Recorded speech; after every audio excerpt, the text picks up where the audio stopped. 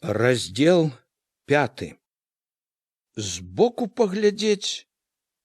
Звычайнае жыццё ішло ў хаце. Яшчэ далёка да золаку саскоўзвала з ложка матка, пачынала корпацца пры печы. У водсвеце чырвонага полымя з печы мыла картоплю, ссыпала ў чыгун, налівала вады, лупіла картоплю на дранікі, спраўна, мерна чыркала па тарцы. Дзед таксама не спаў. Доўга душачыся, кашляў на печы, спусціўшы ногі, курыў люльку, думаў нейкую вечную сваю думку. Пакурыўшы, даставаў падсохлыя цвёрдыя лапці, цёплыя анучы, з крэктам абуваўся. Стукалі дзверы, і дзед надоўга прападаў на двары. Васілю можна было паляжаць трохі, калі дзед уставаў. Але Васіль не залежваўся. Не так клопат, як звычка і сумлення ўздымалі. Таксама абуваўся і выходзіў сцюдзёную ранішнюю цемраць глядзець гаспадарку. Рыпеў журавель, плёскалася ядраная вада ў вядры, хроп цяплом конь, радуючыся сустрэчы. Пачынаў нязменна з каня, потым ужо ішоў загарадкі да каровы, да авечак, паіў, падкідваў сена, саломы. Часта вядро свежай вады прыносіў у хату, зачэрпаў першы карцом, плюхаў на рукі, апалоскваў твар. Рана, яшчэ поцемку, будзіла матка Валодзю. Дарога чакала няблізкая, пакуль дападзе да тых алешнікаў, да школы. Калі яна катурхала, Валодзя найчасцей скурчваўся ды залазіў глыбей пад коўдру. Тады матцы памагаў нецярплівы і строгі Васілёў загад. Ну, гультай, цацкаюцца, як з малым. У хісткім святле лучыны Валодзя санліва глытаў бульбу, надзяваў торбу з кніжкаю сшыткам, сунуўся на вуліцу, з якой нярэдка ўжо зваў яго гоман таварышаў. Не забыў хоць чаго, глядзі, вечна ішла ўслед матка. Пазней за ўсіх, калі не будзіла дзіця, уставала Маня. Седзячы на ложку, доўга сапла, пазяхала ў голас, чухалася, ніяк не магла прачнуцца. Матка ледь не кожны раз пры гэтым пачынала яшчэ больш завіхацца. Лагодным голасам раіла паляжаць яшчэ, няма чаго ўставаць ні свет, ні зара, адна тут управіцца. Зноў жа малое не давала паспаць па-людску. Маня сапла, крывілася недавольна і часта лажылася зноў. Здаралася, што Васілій не бачыў, калі яна ўставала. Удзень Васіль найбольш быў у гумне, малаціў. Зняўшы з шула цэп, размахваўся, біў і біў па разасланым жыце, па ячменю, пад якімі чулася цвёрдасць тока. Зграбаў салому, падмятаў зерне, зноў зносіў, рассцілаў снапы, мерна звыкла цупаў бичом. Часам прыходзіў дзед, памагаў веяць збожжа, заходзіла матка, ці звала абедаць, ці прыносіла чаго-небудзь пад'есці, памагала адграбаць салому. Вярнуўшыся са школы, зазіраў Валодзя. Калі аднойчы Васіль, спатнелы, змораны, варушачы плячыма, выйшаў з гумна, малы ўзяў важкі доўгі цэп, натужваючыся, размахнуўся. Біч мала не зачапіў галавы, а калі Валодзя выцяў па снапах, балюча рванула рукі, але Валодзя не адступіўся. Сапучы падняў цэп другі раз, трэці. Васіль хутка вярнуўся, хмурна папракнуў. Вырас пад жаніха, а цэпам выцяць не можаш. От зараз, глядзі, загарэўся Валодзя. Ён, чырвоны ад натугі, ударыў бичом што сілы. Канешне, як сам Васіль, але Васіль быццам і не заўважыў, строга загадаў аддаць цэп. Стаў моўчкі малаціць, як бы Валодзі тут і не было. Дзятліха і дзед Дзяніс найбольш гаспадарылі на двары ў хляве, паілі жывёлу, кармілі, падкідвалі падсцілку. У хаце дзед то лез на печ, то рэзаў на лаўцы тытунь. Маці паліла ў печы, Маня гушкала дзіця, памагала свякруся. Тая, акрамя ўсяго, пільна сачыла за меншым, прымушала садзіцца за стол, чытаць і пісаць урокі, што зададзены на дом. Всё нібы ішло, як заўсёды, але пад усім гэтым заўсёдным няўціхна жыло, не знікала ні ўдзень, ні ўночы іншае, якое хоць яго і стараліся не паказваць, не заўважаць, было прытым самым чутным, самым вярэдлівым кожнаму. Тая нягода, якая неспадзеўкі для ўсіх, акрамя Васіля, ўкацілася ў хату, калі бугай на ўсё сяло раскрычаў пра тайныя Васілёвы дыганніны спатканні, не забывалася, не ціхла ніколі. Яна была, чулася, турбавала ўвесь час. Нікому не было вядома, чым яна гразілася. Все адчувалі гэта, і ўсе жылі ўжо не так, як жылі яшчэ нядаўна. І раней невялікі весялун, Васіль цяпер ледзь не цэлымі днямі хмурна маўчаў. Сам ён амаль не пачынаў гаворкі і адказваў неахвотна, рэзка, коротка. Асабліва маўклівы, нелагодны быў ён з Маняю. Здаралася, што за суткі не перамаўляўся ні словам. Ён не таіў, што не хоча сустракацца з ёю. Стараўся да ночы не заходзіць у хату, калі даводзілася сысціся за сталом, аберагаючыся яе позіркаў, хутчэй сёрбаў боршч і глытаў гарачыя камы, хутчэй вырываўся на волю. Удзень і яна гаварыла мала, толькі слязілася часам ды смаркалася. Яна нібы чакала ночы. Цяпер у цемры пад адной коўдрай яна ўжо не хліпала моўчкі, як першыя ночы. З кожным разам да слёз дадавала ўсё больш папрокаў. Васіль, як бы адгароджваючыся, лажыўся спіною да яе. За спіною чуў, нудна, назольна гугніла: «Пайшла, дурная, з-за такого. Казалі, не ідзі, ні кала, ні двара. Чаго ты пойдзеш? Пайшла, не паслухалася, дурная, пашкадавала, думала, бедны ды няшчасны, любіць болей будзе. А бяду а горы ім прынясу сёе тое. Скрыню поўную, карову, хату бацьку паможа. Дак от, аддзячыў за маё добрае. Аддзячыў, загубіў жизнью мою маладую, а сарамаціў на ўвесь свет, на вуліцу паказацца не можна». Яна доўга хліпала, смаркалася, потым зноў вяла, цягуча паныла нейкім сырым голасам: «Казалі, не ідзі за яго, ні кала, ні двара. Чарнушкава так голая, і то адвярнулася. А ў цябе добра столькі казалі. Любы возьме». Не паслухалася, дурная, сама ў пельку полезла. Зноў за Васілёвай спіною хліпала, смаркалася, сапла важка. Хведар Залешнікаў наказував бацьку: «Аддай за ўсея». Не захацела, кручаная, лепшага трэба было.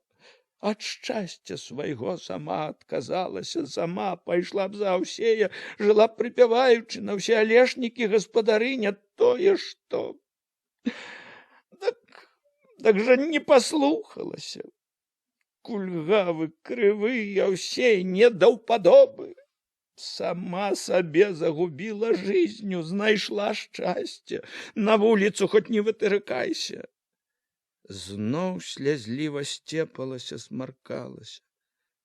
Добра столькі бацькаваго перабраў, а залаціўся бацькавым добром, корову, землю такую забраў, хату паставіў, усё мало. Всё забыў, толькі пазвала Етта. Яна помаўчала, шукаючы вартага слова, але не знайшла. Я тут кручуся ўвесь дзень, корпаюся ў гэтым гнаі, свету не бачачы. А ён... У голасе яе штосьці забулькала крыўднае, злое. А ён па разорах качаецца з Етаю.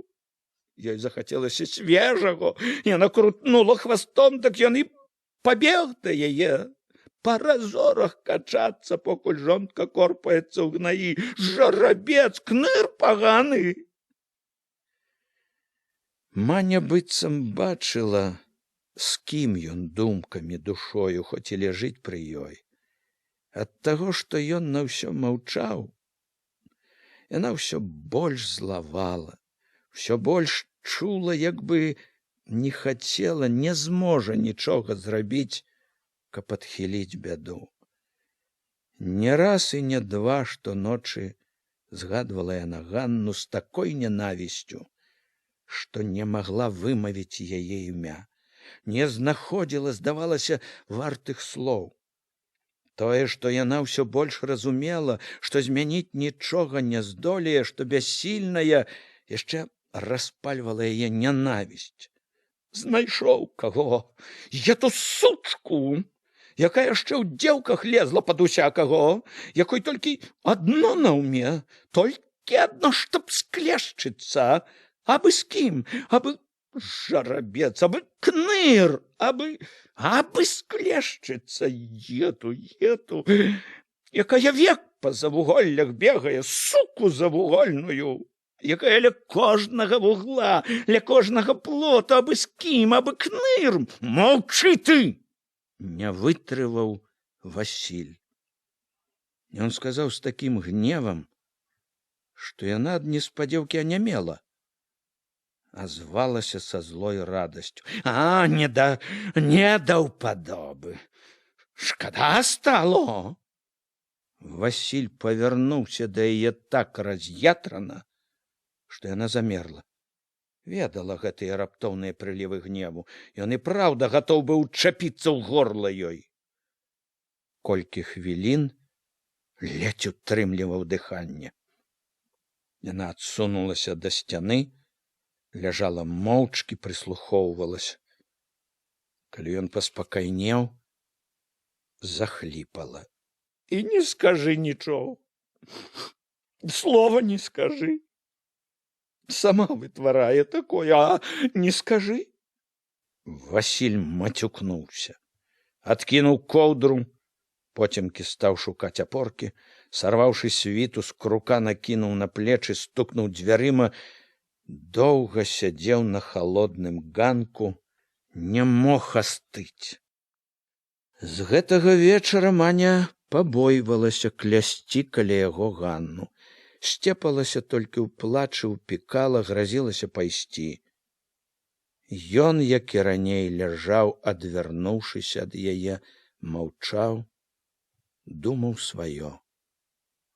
За ўсе ночы ні адным словам не павінаваціўся ён жонцы. Слухаючы яе, нанава ўспамінаючы ўсё, што было з Ганнай, Васіль не адчуваў ні сораму, ні вінаватасці перад Маняй. Не трывожылі Васіля яе пагрозы: пайду, кіну ўсё, як так мучыцца, жыві, цесце з этой сваёй, пайду, лепей уже адной, як такое. Часам было і так, што Васіль, лежачы побач, не чуў ні скарг яе, ні пагроз. Тады, калі яна хліпала, гразілася, ён думкамі, успамінамі як бы вырываўся з цемры, з хатняй задухі на волю, бачыў поле прыгумення Ганну, чуў Ганнін голас, бачыў Ганніна аблічча. Цешыўся, ладзіў дваіх з ёю нязнанае шчасце. Яму было шкада маткі. Няёмка было перад дзедам. Хата адна, ведаў. Яны не спяць, чуюць усё. Нярэдка лавіў слыхам, як матка стрымлівае невясёлы ўздых, як дзед варочаецца на печы. Павяртаўся да жонкі тварам у твар з жорсткім люптым шэптам загадваў: «Сціхні! Зараз жа!» Яго нелагоднасць да жонкі пераходзіла ў жорсткасць. Ні разу не памкнуўся Васіль супакоіць Маню хоць словам. Не толькі таму, што не ўмеў, а і таму, што не хацеў. Аднойчы ноччу яна прытулілася да яго спіны, пяшчотна пагладзіла, потым нават пацалавала. Васіль, які і раней не любіў лізання, непрыхільна варухнуў плячом, як бы загадваючы адкаснуцца. Выдумала, знайшла час. Падумаў, як пра недарэчнае. Але яна не адхінулася. Зноў стала туліцца да спіны, лашчыць яго. Не было нічого. Пачуў ён неспадзеўкі гарачы, дзіўна вясёлы шэпт. Не было. Матка ето праўду кажа. Выдумалі ўсё, нагаварылі. Бугай сам выдумаў і пусціў па сялу. Пусціў, а другі ўхапіліся. Ім даўно хацелася таго. Завідно было, што хату такую ставім, што разжываемся не тое, што некаторыя. От Бугай і выдумаў. А ўсе ухапіліся. Са зла, зайздрасці. Яна раптам абхапіла яго рукою за грудзі, прыціснула так, што яму цяжка стала дыхаць. Ён, можа, упершыню адчуў, што яна такая дужая. Яна павярнула яго да сябе. Васільку, харошы, ніхто нас не разлучыць. Я цябе буду шанаваць, што б там ні казалі, не буду слухаць нікога. Аднаго цябе. Аднаго. Яна стала лашчыць яго, цалаваць так хапатліва, ашалела, што ён нібы не пазнаваў яе. Што раптам здзеялася з ёй, такой лянівай, няўклюднай, якая, здавалася, часта на хаду драмала. Ну, чаго ето ты? Недовольна адвёў Васіль яе руку. Маня прыціхла. Ты не зліся, попрасіла яна паслухмяна, лагодна. Я ето з радасці. Думала уже, што канец. Ісці ўжо думала дадому. Акурат заплакала малое. Яна ўстала, забрала яго, лежачы стала карміць. Се як п'яўка, прамовіла давольна. Покуль всё не выцягне, не адарвеш. Здаровы, як бык. Накарміўшы хлопца, палажыла між сабой і Васілём. Паляжы вот тут, з бацькам. Пацешся. Давно не ляжалі разам, сказала Васілю. Думаеш, ён малы не чуе, з кім ляжыць? Бацько ці хто другі? Чуе ўсё, разумее. Калі хлопец заснуў, палажыла яго ў калыску, зноў пачала лашчыць Васіля. Васіль не адводзіў яе рукі, не гаварыў ёй нядобрага, але на пяшчоты, як і раней, не адгукаўся. Яна хутка перастала песціць яго і ляжала ўжо моўчкі. Таксама думала пра нешта.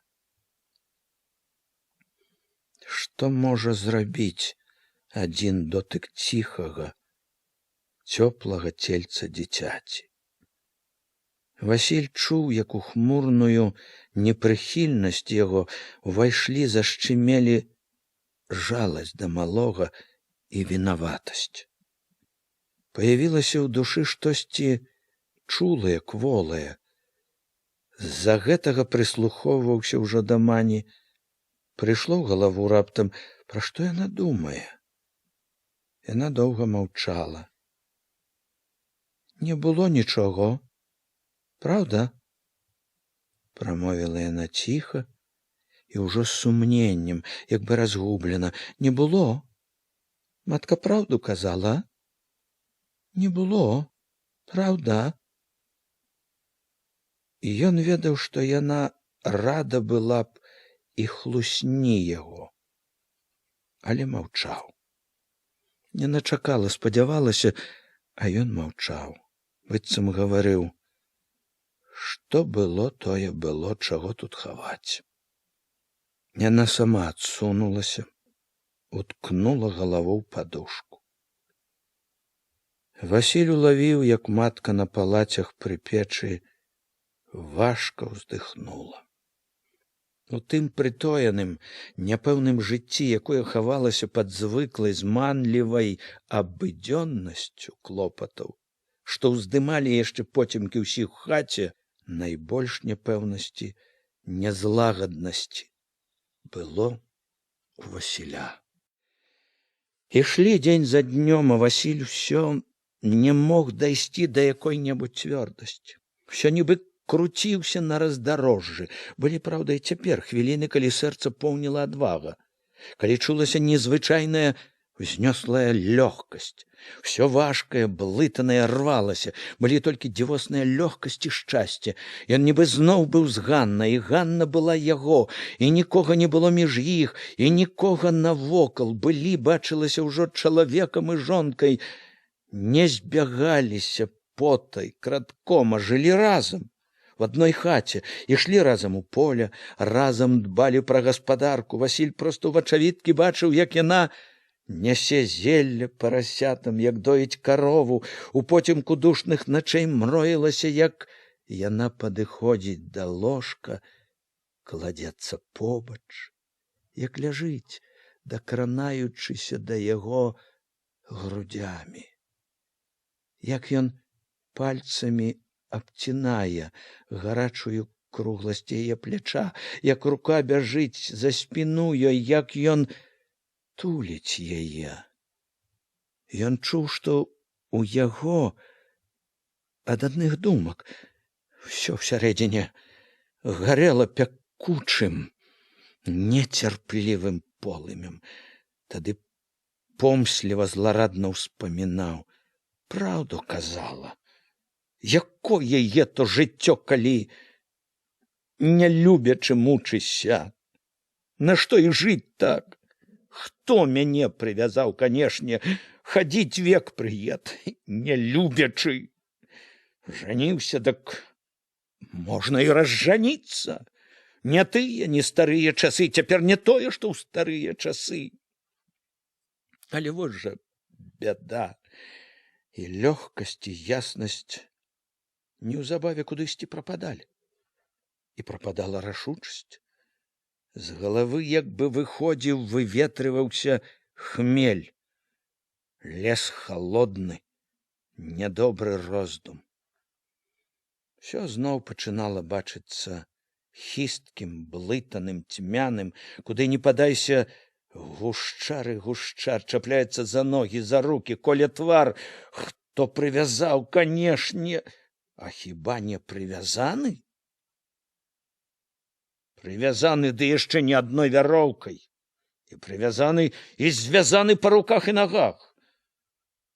Чым далей адыходзілі тыя вечары, ночы, калі ўпершыню адчуў сябе на безвыходным раздарожжы, тым менш гаркаты было ў думках, менш пякло. Нібы прыцярпеўся к бядзе. Нявесела плёўся не раз ужо ходжанымі разорамі разваг, кожны раз спатыкаўся аб адно і тое ж, і ўсё больш безнадзейна бачыў, што выхаду няма, што ўсё звязалася ў вузел, які не развязаць. Толькі рэзаць, рэзаць па сваім сэрцы. Днём амаль не было гарачкавых відовішчаў, і думкі былі больш важкія, павольныя, і ўсё навокал малявалася яшчэ горш блытаным, неразвязным. Усё, куды б ні павёў вачыма, нагадвала пра тое, што жыве на зямлі, сярод людзей, Ці бачыў дзеда, матку, дзіця, ці ішоў па двары, нёс вядро вады каню, ці з прыгумення бачыў, як ходзяць па згалелых агародах, едуць па пустым полі людзі, ці проста бачыў даўнія замшэлыя стрэхі, грудзі ціснула адчуванне няпростасці ўсяго ў свеце, трываласці векавечных парадкаў. Ніколі яшчэ ён столькі не думаў, як у гэтыя дні, і ніколі не было ў яго думках столькі няроўнасці, супярэчлівасці, то ён гатоў быў ужо змірыцца з тым, што ёсць. Як склалася, так склалася, не пераменіш, позна мяняць. Раней трэба было думаць пачынаючы. Тады часам папракаў у думках Ганну, не захацела разам, калі можна было. Глушаковага шчасця паспытаць захацелася. Спахвацілася цяпер, як усё так завязалася. То раптам з адчаем находзіла рашучасць. Пайду. Кіну ўсё. Прападзі яно пропадам. Чтоб век за яго мучыцца. Ужо ішоў, каб аб'явіць усім. Ішоў рашуча, потым запавольваў хаду, зусім спыняўся. Як ён кіне ўсё. Такую зямлю, хату, коня, лепшую долю таго, што нажыў, лепшы свой набытак. Ён нібы спрачаўся з сабою. Ледь не ўвесь час, ледь цверазеў. Лезла да яго, гняло разуменне нейкай неправамернасці, недазволенасці гэтага шчасця. Нібы ніякага права не меў ужо ён на гэта, любоў, Ганну. Нібы ён хацеў браць тое, што ўжо не дазволена было браць. Нібы пераступаў закон, нявольны, немалады ўжо. Вярэдзіў заўсёды хтосьці разважны у Васілёвых думках. Дадаваў нязменна, неадчэпліва: Ганна па душы. Мала што па душы, мала што хочацца. Прайшла пара, калі рабіў, як хацелася, не хлопец уже. Чалавек сталы, гаспадар, так і рабі, як сталы, як гаспадар.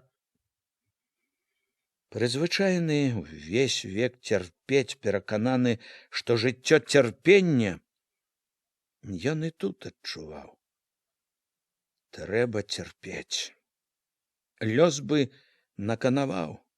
Тое, што некалі вяло Ганну к Яўхіму, цяпер не пускала да яе Васіля.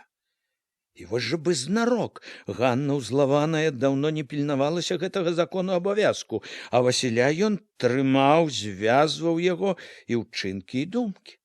Глядзі гаспадарку, гаруй, цярпі, любіць, не любі, не хлопец, толькі ж чаму так цяжка было адагнаць недазволенае гэтае? Як жа я без яе, як яна? Всё вярэдзіла яго. Сярод гэтай зменлівасці адна думка шчымела заўсёды: малое. У тыя дні яно часта аж заходзілася з крыку. Нечага балеў жывоцік, ашалелая ад дзіцячага плачу, ад страху, роспачы, Маня раптам закалацілася: крычы, крычы, чтоб табе немач, як ты слухаць не хочаш нічога. Крычы, крычы, покуль бацько твой цешыцца са ўсякімі. Крычы! Мо і ён пачуе, што табе баліць. Мо пабачыць, што не ўсім так соладка, як яму. Крычы, крычы, чтоб ты выпруцілася, як ты не ў час выйшла на маю бяду. Васіль ледь не кінуўся на яе, хацеў адабраць дзіця, але яна ўчапілася ў малое, залемантавала яшчэ горш: не чапай! Иди к этой! Иди! Не дам! Васіль таксама ашалелы, ужо не мог адступіць. Невядома, чым скончылася б, каб не ўбегла маці, ухапіла Васіля за локаць, замалілася: Васільку, сынку, саступі! Ён не адразу і неахвотна адышоў. Стаў шукаць нешта ў прыпечку. Сам не ведаў, што. Краем увагі адзначыў што Маня стала гушкаць дзіця. Калі малое прыціхла, загаварыла спакойней. Не плач, не пачуе ён. Яму абы самому цешыцца, напрарочыла малому, стараючыся ўкалоць Васіля. Наплачашся яшчэ, накрычыся. Такога бацька маючы, сіратою ходзячы, пры жывым бацьку, покуль ён будзе цешыцца. Матка перахапіла Васілёў позірк, дала знак вачыма: не чапляйся, саступі. Ён выбег на двор, доўга тупаў, хлявеў па веці, не мог супакоіцца. Васіль ніколі раней не думаў, што можа быць да некага такая жаласнасць. Ён і раней не вельмі песціў сынка, цяпер і зусім не падыходзіў, як бы не было яму нейкага неадменнага права. А ў душы заўсёды, асабліва пасля той сутычкі, чуў незвычайную чулую жаласнасць да малога. З ёй амаль кожны раз ажывала нешта сарамлівае, вінаватае. Асабліва, калі выпадала сустрэцца з круглымі цікаўнымі вачыма, калі малы паказваў усмешкаю першыя зубкі. Як і ўсё кволае, пяшчотнае, Васіль хаваў сваю жаласнасць. Але Маня добра разумела, чым яму можна мацней дадзець.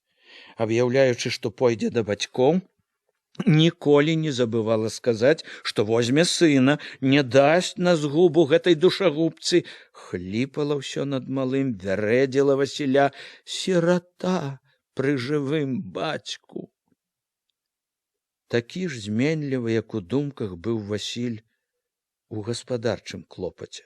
Хвіліны весялосці, жвавасці ўсё часцей змяняліся хмурнай марудлівасцю, нават абыякавасцю. Ён часта зранку хадзіў стомлены, з важкай галавою, з нязвыклай млявасцю ў нагах, руках. Тады і зносіў на ток снапы, малаціў і падмятаў вяла, як бы хворы. Апусціўшы цэп, раптам спыняўся, згорблена стаяў, нібы слухаў сябе. Кідаў цэп, садзіўся на агароджу застаронка, доўга ўнурана сядзеў, хоць бы зварухнуўся. Не раз падоўгу стаяў, як здранцвелы, калі карміў каня. Стоячы пры кані, Васіль цяпер іншы раз не бачыў, як ён цягне галаву к сену, як знаёма туліць чуйныя вушы к грыве, не чуў, як ён шчыра хрустае сенам. Не заўважаў таго, што бывала, век цешыла. Іншы раз конь, здзіўлены такой няўважнасцю гаспадара, пераставаў жаваць, паварочваў мяккую храпу, спачувальна ўглядваўся вільготнымі вачыма, дыхаў цёпла в самы Васілёў твар. Васіль, здаралася, ажываў, гладзіў канчаку шыю, але весялеў рэдка. Валокся старэча з хлява. Як і не было нядаўніх запалу, напорлівасці, нястомнай працавітасці. За ўсе гэтыя дні Васіль толькі раз зайшоў у новую хату, што, як і раней, выстаўляла голыя рабрыны крокваў. Паплёт з аднаго боку так і быў прыбіты толькі да паловы, столь таксама была недаложана. У пройму між бэлек шарэла нізкае каламутнае неба. Васіль прывёў Володю, паспрабаваў рабіць, мераючы алехавай меркаю, адрэзаў з братам некалькі дошак на столь, паставіў адрэзкі пры сцяне на козлы, каб можна было браць зверху. Загадаўшы брату астацца, палез на гару, пачаў сцягваць дошкі, хацеў залажыць пройму.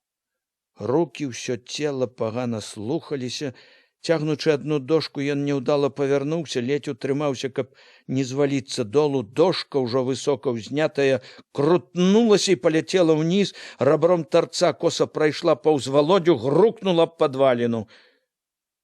«Трохі не по плячы!» — азваўся хлопец дзіўна весела. Васіля ўзяла злосць. Гонячы мімалётны страх за Валодзю, кінуў няласкава: «А ты не стой там!» «Дак яна ж не выцяла!» «Не стой!» — узвысіў голас Васіль. Ён сеў, згарнуў цыгарку, закурваючы, хмурна загадаў: «Ідзі дадому». «Саўсім?» «Сказано, саўсім. Болей рэзаць не будзем. Ідзі!» Васіль дакурыў, пасядзеў яшчэ моўчкі стомлена, плюнуў раптам злосна і стаў злазіць. Больш у хату ён ужо не заходзіў. Часам заходзілі суседзі, знаёмыя. Першы зазірнуў Зайчык. Спачатку плёў нібы так сабе пра жыта, пра малацьбу. Васіль слухаў моўчкі, не глядзеў на яго, чуў, што ўсё гэта подступ адно, што прыпёрся не дзеля гэтага. «Плятуць», — як бы адказаў Зайчык, параіў весела. «А ты, братко, не глядзі, не слухай, не век аглядувацца ды слухаць усіх».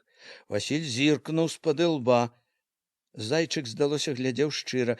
«Калі я то і пажыць, як не з маладу, пакуль спрыт малады ды сіла, я, братко, дробна па-сяброўску захіхікаў. У сваю пару таксама быў, не мінаў, дзе ўхапіць можна было, не мінаў, любіў, братко, салодкага мяса ўхапіць, смак знаў я тым».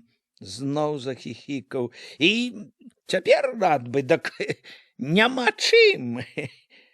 Пасмактаў люлечку, загаварыў без смеху, з павагай. «Ганна, братко, дзеўка, я то не тое, што твая маня, я, брат, збоку бачу». Нібы разважаў голас шчыра. «А і ты ж упадабаўся нечым, бач?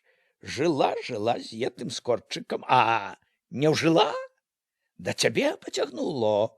Знайшла нешта ў табе, чаго ў Яўхіма няма. Нечым болей упадабаўся. І, пажыўшы столькі з карчом, не забылася. І скажы ты, рук яго не пабаялася? Нічога не пабаялася. От баба, наравістая, з характарам. Бабы, яны ўсе, чэрці, разбіраюць, хто ды што. У кожнай свой смак, а толькі ж церпяць і знаку не падаюць, што не даўпадобы. А гэта ж твая не ўцерпела, і перад кім? Перад Яўхімам, наравістая. Упадабаўся, значыць, вельмі. Б'е яе дурань еты, па чым папала, ўся ў сіняках, а не поўзае перад ім, не гнецца. Зайчык зірнуў востра. «Што я то будзе ў вас цяпер?» «Сам поп, мабуць, не разбярэ». Васіль не таіў, што гаварыць не хоча, але Зайчык не адступаўся. «Што ты, е то, рабіць думаеш? Правда, я то, што пабрацца згаварыліся, а?» Васіль так зірнуў, што Зайчык быццам павінаваціўся. «Я нічога, я толькі так гавораць усе. Як, скажы ты, знаюць, канешне. Не хочаш казаць, не кажы, я хіба заставляю цябе?» Пыхнуў люлькаю і зноў павёў сваё. «Чаўпуць усе на ўсіх падворках, як знаюць, канешне. А чаго ж, калі на тое яно можна і пабрацца?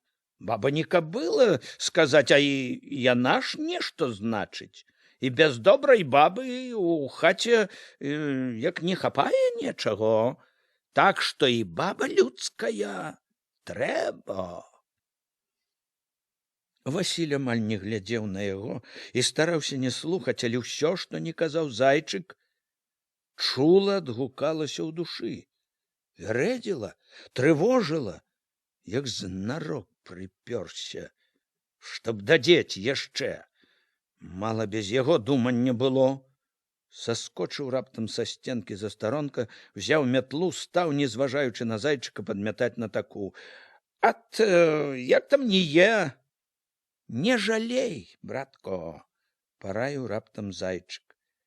Саскочыў таксама з застаронка, сабраўся, мабыць, ісці, цыркнуў весела. Калі на тое пажывіўся, і рад будь, другія яе то зайздрасці, асабліва жанкі зайздрасці плятуць, на што моя і то з'ела б, як угледзець, што на каторую зірну, а раней было.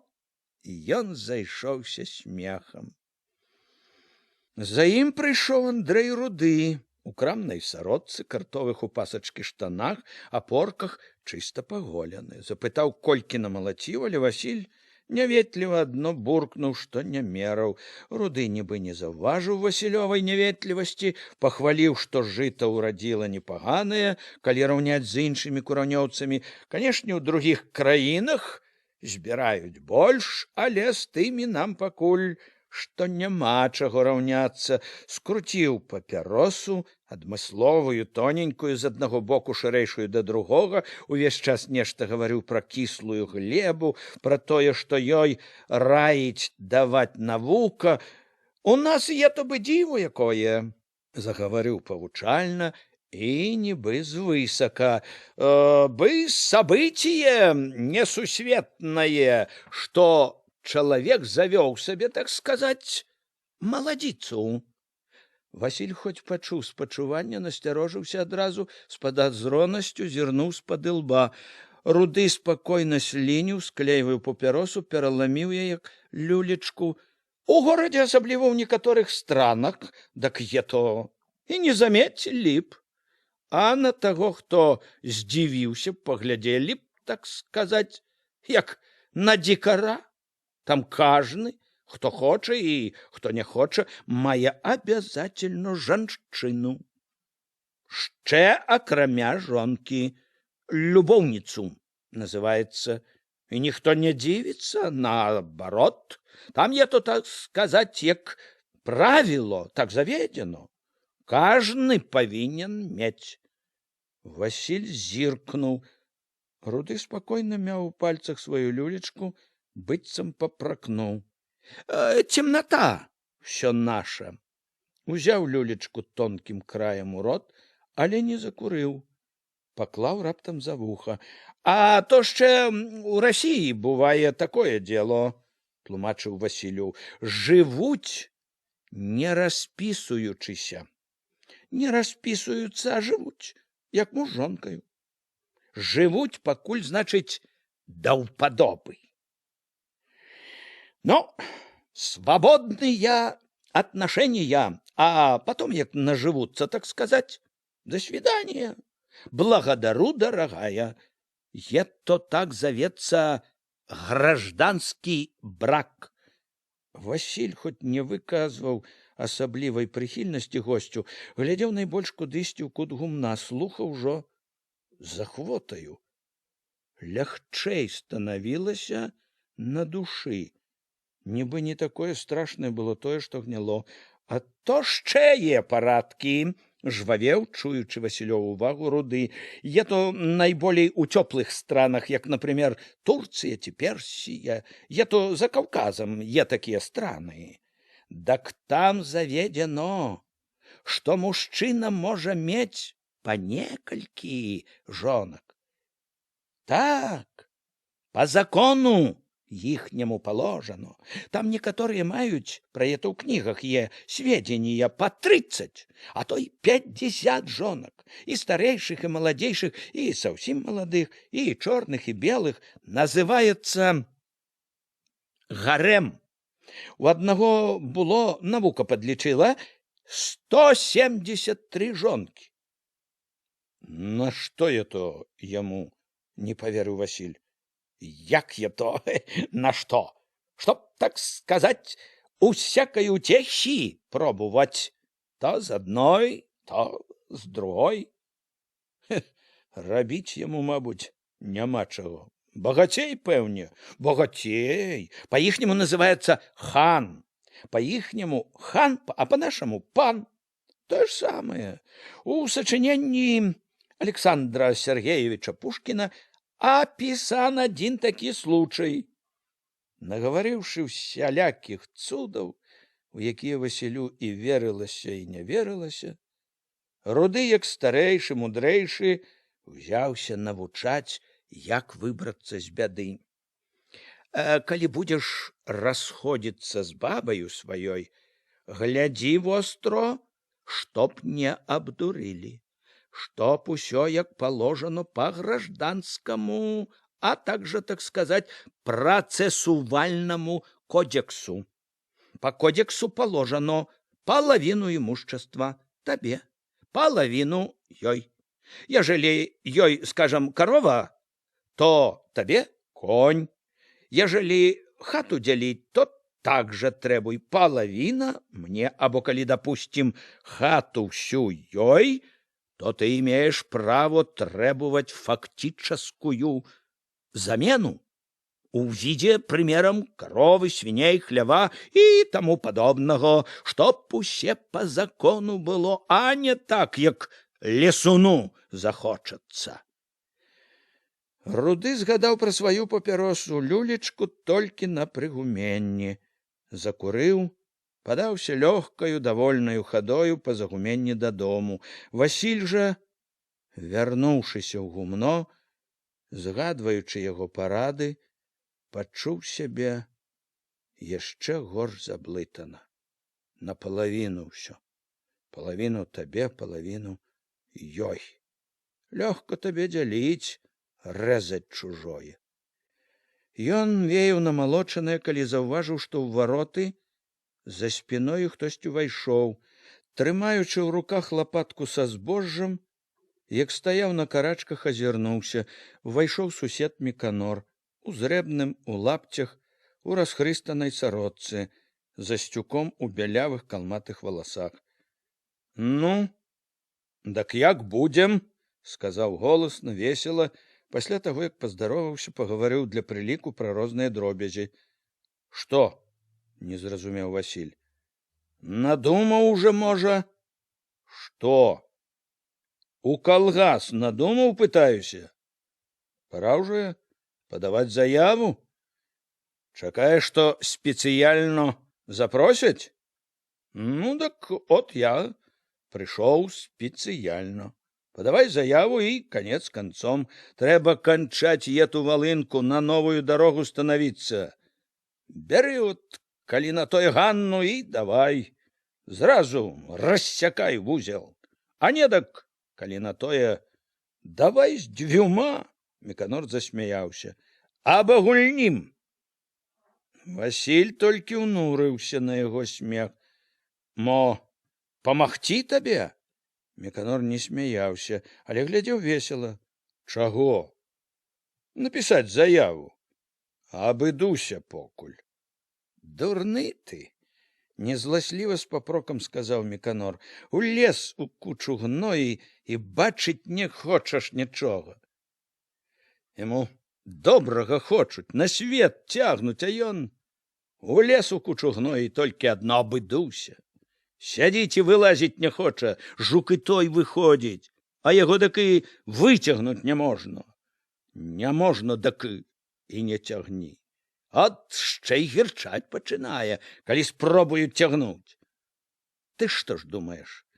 Я то табе жартачкі. Ты што думаеш? Партія, увесь народ є то так сабе, з калгасамі? Пагавораць і перастануць. Ці мо думаеш, круцяльня тут якая? Абмануць хочуць, ці што? Нічога я не думаю. І думаць не хочу. Надумаўся уже. В вачах зелено. От-от, ще не зрабіў нічога, а ўжо ў вачах зелено. Зелено, бо не тое думаеш, што трэба, не ты іх слухаеш. Табе всякае кулацкае гадаўё голову ачмурыла, дак табе і зелено. І мне трудно е то, бо ты цёмны, за старое сваё гніллё дзержышся. А нас слухаць не хочаш слухаць тых, што адны цябе могуць выцягнуць з гною. Міканор доўга цярпліва таварыскім тонам тлумачыў радасці калгаснага жыцця. Тлумачыў, хоць Васіль слухаў неахвотна і недаверліва. Нарэшце цярплівасць яго кончылася. Ну, дак напішаш, прамовіў нядобра строга. Падажду. Глядзі, чтоб не было позно. Што ты прыліп з гэтым калгасам, загарэўся Васіль. Наравіцца? Дак жыві. Што ты сілуеш мяне? Я не сілую. Я раз'ясняю табе і папярэджую, чтоб не позно было. Васіль плюнуў з адчаем. Позно, не позно, ўсё адно. Уньяк. Міканор глядзеў на Васіля так, быццам бачыў першы раз, быццам стаяў перад непрыяцелем. Кулацкая ж ты душа, з беднякоў выграбся, а ўжо чысты кулак. 100% кулак, ще, можа, горай за кулака, а капаўся, не падыходзь блізко. Не гавары яму не наравіцца слухаць пра калгасы. Не наравіцца по такому. Загаворым іначай. Возьмемся і за вас. Бяжыцеся. Возьмемся скоро, так возьмемся. Что пачуеш? Прывыклі, што цацкаюцца з вамі. Ён цвёрда пайшоў у вароты, пакінуў пад рудою з пачарнелымі кроквамі, з радамі старых лад, з павуцінай і пылам дзесяткаў гадоў страхою, даўкі подых пагрозы. Але пагроза гэта толькі распальвала Васіля. Возьмемся, грозіцца, бярыцеся. Найшоў чым пужаць. Стомлены яшчэ тым неразвязным думаннем, што было да Міканора, рашыў горача. Всё адно, як так і рвацца. Ён абыякава ўзяў цэп, проста таму, што трэба ж было штосьці рабіць. Доўга біў па снапах, не мог супакоіцца. Стаміўшыся, сеў на сценку застаронка, сядзеў, перадыхваў, астываў. Злосці не было ўжо. Была толькі важкая, салодкая стома. У паспакайнелую галаву раптам вайшло: а мо і праўда, пайсці? Забраць Ганну і пайсці. Прыміце, як так і рвацца. Ён пабачыў сябе з Ганнай ужо ў калгасе, пабачыў з ціхай радасцю і палёгкай. Але пазней, калі пачаў цвяроза абдумваць усё, на змену лёгкасці зноў прыйшла блытанасць пачуццяў, разваг. Пайсці, кінуць усё, што нажываў гадамі, улезці самому ў гэту выдумку, якая можа аказацца пасткаю, пелькаю, у пельку влезці, толькі што удваіх з Ганнаю. Думаў пра гэта і ўночы, і ў наступны дзень, і чым больш думаў, тым больш бачыў зноў, аблытаны ўвесь па руках і нагах. І як ні падумай, каб разарваць, усё баліць нечым, усё нешта траціць трэба. Жывое адрываць ад сябе. Сярод халаднаватага ветранага дня, ідучы з бярэзніку, нарэзаў бярозавага вецця на мятлу, сутыкнуўся з Ганніным бацькам. Чарнушка ішоў нечага ў бярэзніку, світцы, сякераю за поясам. Сутыкнуліся пры самым канцы бярэзніку. Праз рэдкае голае галлё дрэваў праглядвала ўжо сяло. Убачыў блізка Чарнушку, Васіль разгубіўся. адвёў вочы, як бы баяўся сустрэцца з яго позіркам. Чуў сябе як малы, які улез у шкоду і трапіў на вочы гаспадару, добраму чалавеку, як злодзей, якога злавілі, на якога глядзяць, няёмка стуліўся, нягледзячы, бачыў Васіль і Ганнін бацька. Прыпыніўся, клыпаў так, быццам думаў, ісці бліжэй ці не. Няцвёрда набліжаўся, калі падышоў, неяк хрыпла паздароваўся. Нібы не ведаў, як здаровацца. Васіль вінавата адказаў.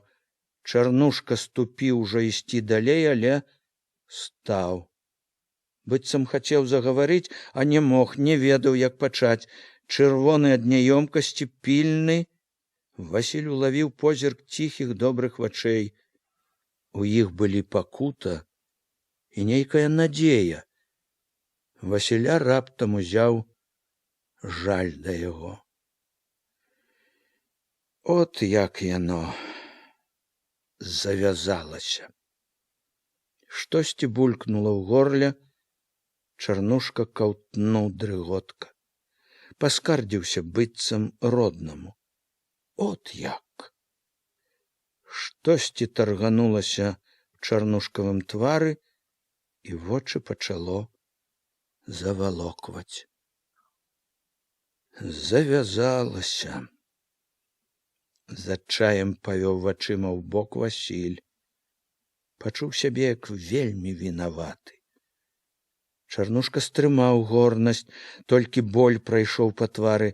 Васіль убачыў старэчыя маршчыны на шыі, і жаль да старога запёк зноў. Стаялі, маўчалі. Шумеў адно вецер у гары, часам даляталі галасы з сяла, і гаварыць не маглі. І развітвацца штосьці не давала. Як бы было яшчэ недагаворанае, няяснае. Не абіжай яе, попрасіў раптам стары. Я ты гад, есць яе. У сіняках век. У голасе старога пачуўся адчай. Так ці ж я не хочу.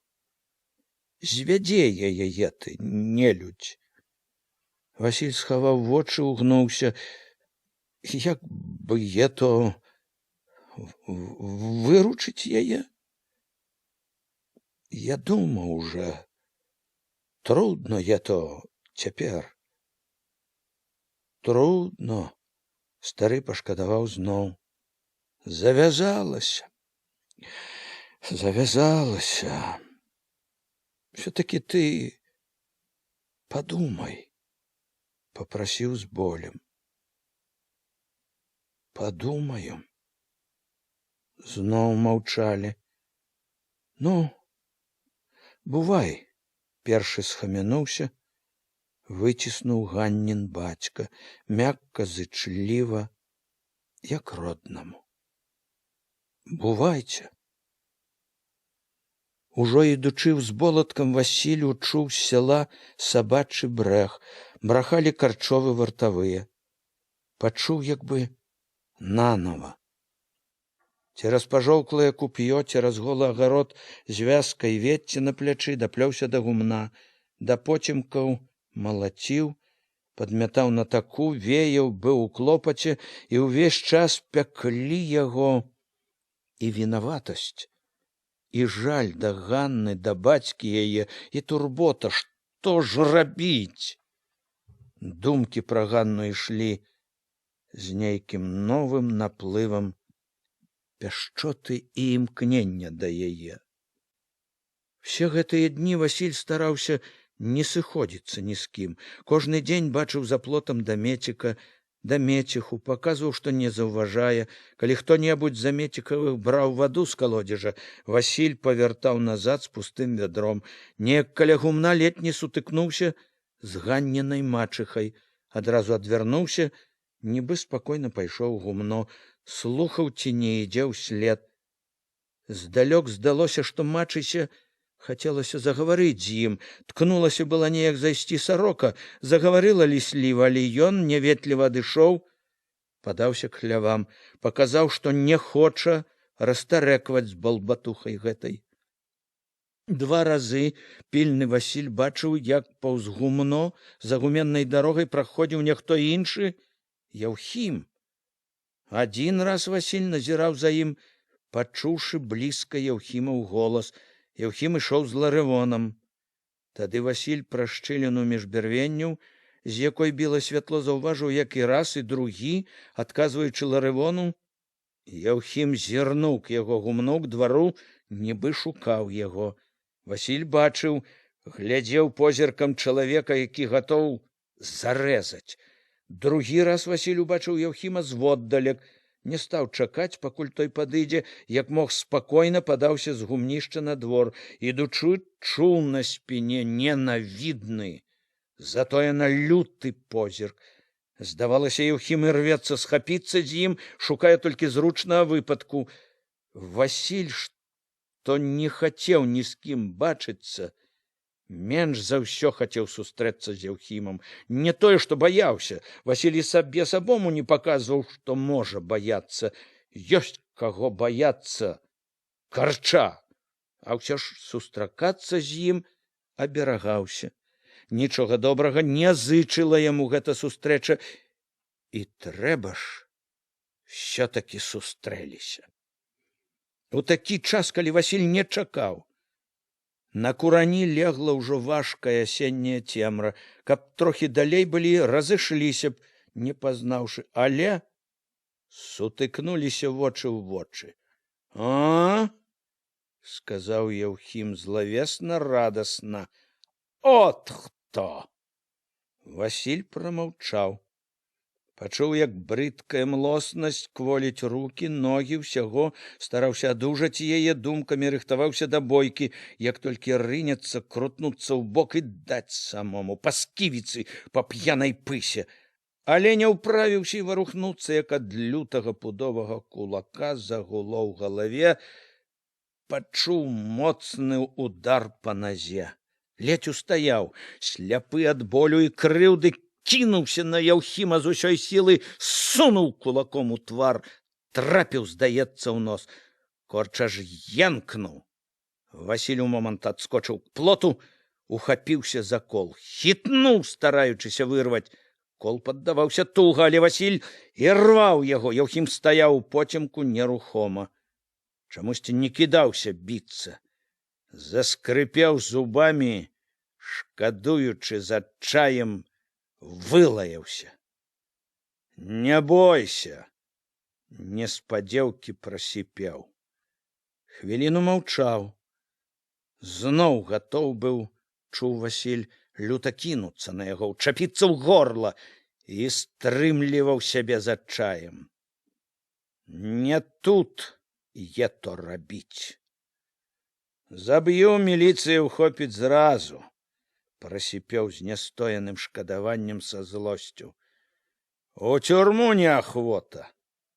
Ці ў лес бегць, жизнь губіць. З-за етакаго.